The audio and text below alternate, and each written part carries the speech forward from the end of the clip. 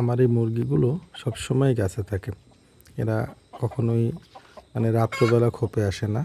অনেক চেষ্টা করছি খোপে আনার, কিন্তু আসলে কখনোই কোনো কাজ হয়নি। ওরা আবার ওই গাছে গিয়েই উঠছে। ওদের গাছই পছন্দ। তো আমিও এখন চেষ্টা করা ছেড়ে দিয়েছি। পুরো বর্ষার সময় ওরা গাছে ছিল, গাছেই রাত্রে থাকে। এখন তো শীতকাল আসছে, এখনও ওই গাছেই থাকে। ডিম পাড়ার সময় নিচে আসে। রাতে দিনের বেলা ডিম টিম ঠিক মতোই পারে, আর রাত্র হলেই সন্ধ্যার সময় সবগুলা গিয়ে গাছে ওঠে।